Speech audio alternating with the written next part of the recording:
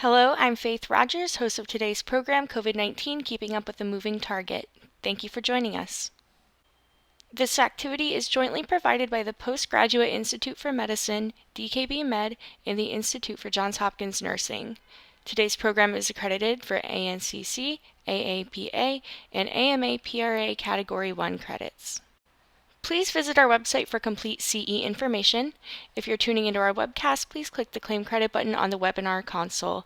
Otherwise, please go to covid19.dkbmed.com, navigate to our multi-specialty episodes, and select the webinar to claim credit. Today's learning objective is to describe how the current variants affect treatment options. This educational activity is supported by independent medical educational grants from Gilead Sciences Incorporated, as well as in-kind support from DKB Med. With us today, we have Dr. Paul Auwaerter, Clinical Director of the Division of Infectious Diseases at Johns Hopkins School of Medicine. Dr. Auwaerter, thank you so much for your time today.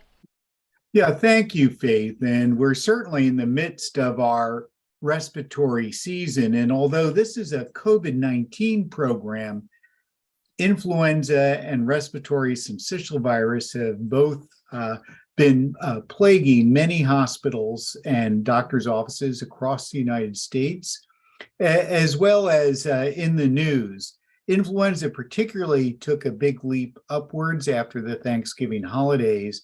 And recently, with the lab surveillance by the Centers for Disease Control, over nearly 25% of all lab isolates in their surveillance network were positive when tested for influenza. Of course, RSV had also a very robust season earlier this year, although luckily not quite as ferocious as back in October and November. Now, with COVID-19, we've definitely also been seeing an upward trend. As you can see here, both the cases and test positivities have risen significantly, along with deaths, which had been below 300 per day, now approaching more to 500 a day, just based on the large number of cases. But unlike the Omicron wave, which struck us a year ago, the initial Omicron wave, when we're dealing with these new subvariants, the rise in terms of new cases is definitely blunted comparatively. And this is even despite, as we'll mention shortly, the current subvariants that are circulating. But as you look at hospitalizations and unfortunately deaths as well, you do see the beginnings of an uptick after a relatively modest plateau after some summer rise earlier this year.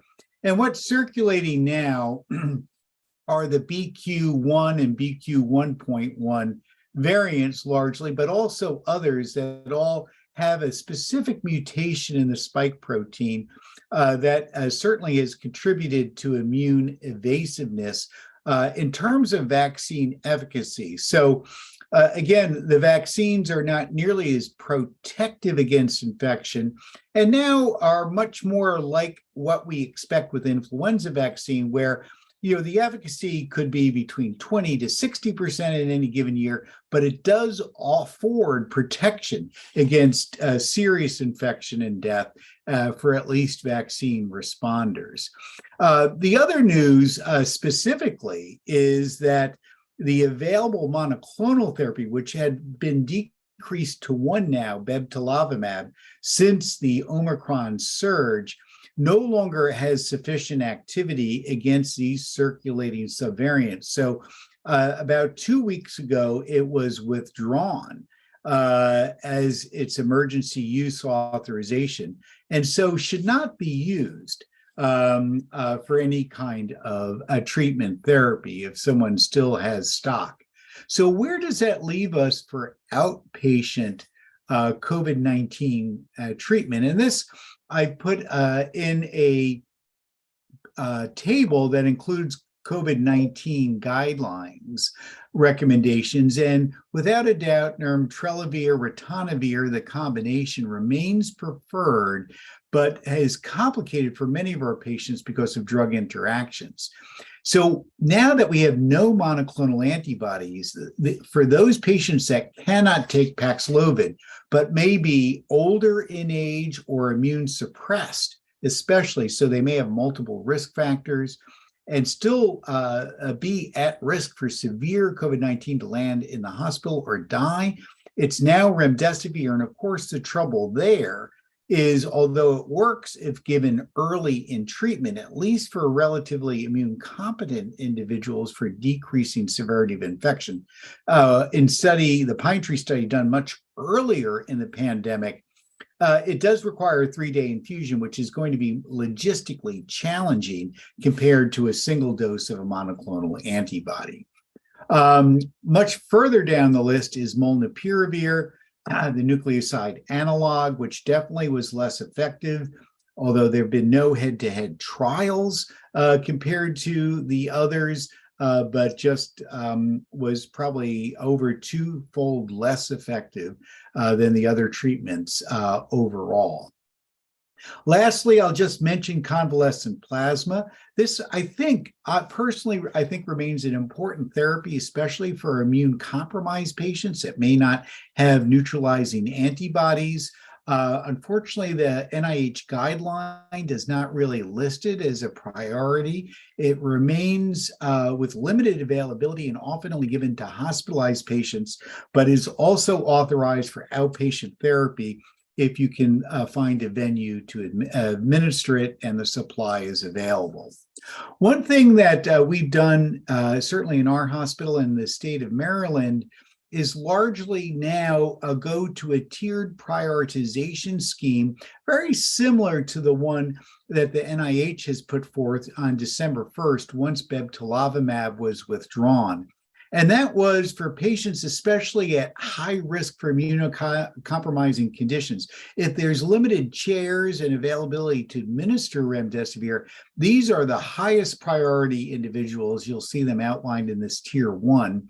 Also listed are anyone without immunization, especially those over 75 or those that are in the senior group, but with risk factors, which of course include many, if not many patients in that range.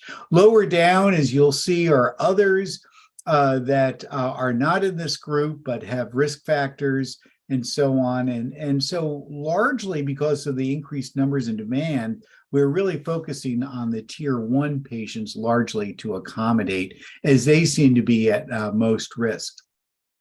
Now, as I've already mentioned, I think there's a crying need for antibody therapy. At the moment, convalescent plasma, the high titer nature, is in limited supply and still not a widely used product. I think it's underused. There's currently no monoclonal antibodies, which certainly had become the preferred product over convalescent plasma just because of ease of administration.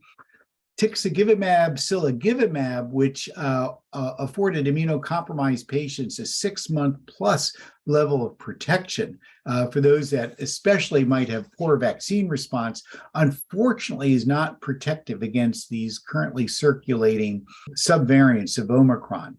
I did want to mention there are a number of antibodies that are in either early preclinical or clinical studies here, and I just have them outlined.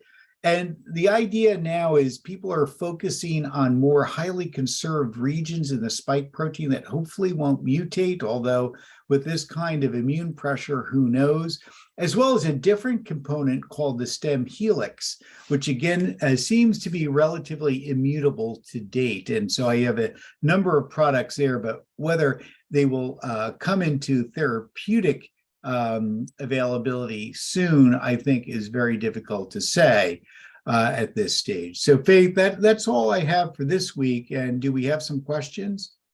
Yes, we do have a couple of questions, and the first one is, do the current variants appear to be any different in terms of virulence or severity compared with the original Omicron? Well, I think when you look at last Omicron, the first Omicron wave, there certainly was a sheer rise in the number of infections that came close to overwhelming hospital systems again. But there was a sense that with that huge rise, there is still a relatively less pathogenicity compared to Delta, which was probably the worst, and then maybe even Alpha. Now, with these current subvariants, Faith, I think it's very difficult to address it because so many people have either had some level of immunization with an mRNA vaccine mostly, or have had infection with SARS-CoV-2. So we certainly are seeing a blunting, and I think this virus is now evolving into the third respiratory virus that we see with frequency, just like seasonal influenza, just like respiratory syncytial virus, such that really the same kinds of people are at risk in the adult population. People that are the advanced elderly, people without immunization status or history of antibody responses, and those that are immunosuppressed. So I don't think we'll see a huge rise unless if we're very surprised by a variant that really escapes all immune activity, including T cells. Thank you. And the next question is, do you think that home influenza tests will be available, or at least more widely available, now that people are more familiar with home testing? Faith, I think I like this question because one of the outgrowths, I believe, of the pandemic that will help down the road is the sense that home antigen testing has been very helpful in guiding care. Just this last week, I've probably had at least half a dozen patients tell me they've done home testing, and we've had a telemedicine visit or a phone call that has afforded me a possibility to prescribe drug without people having to come in the office or posing infectious risk to others, and they can stay in isolation. Now, all these COVID antigen tests have been approved under EUA in a public health emergency. For influenza, I think the same home antigen testing technologies will be available soon, I do hope, or maybe even available in a multiple antigen capacity to test for both flu and COVID.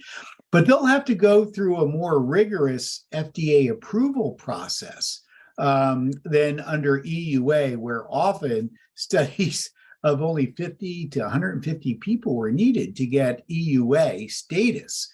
So I do think we'll see more. I don't think it will be this season, but hopefully by next. With this current influenza season, we might be able to see that for the next one. And especially if we have dual products, would really help inform us whether someone should get an anti-influenza product or an anti-SARS-CoV-2 product if they're at risk for severe disease. So I think this is something we'll see more and more, that rapid testing of common diseases will be very helpful.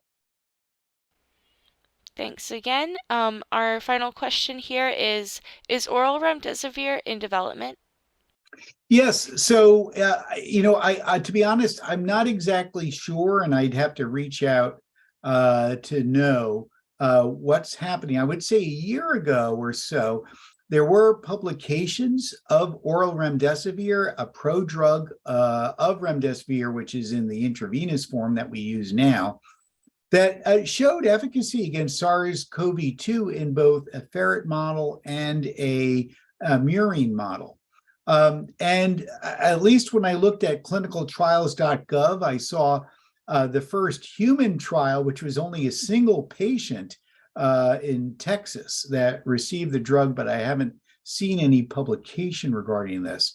So I don't know if this is being pursued at the moment, especially I think since there's effective oral therapy in form of the protease inhibitor, nirmatrelvir, ritonavir combination, which still is under EUA status, of course, but is expected to have full FDA approval sometime, probably late winter or spring of 2023.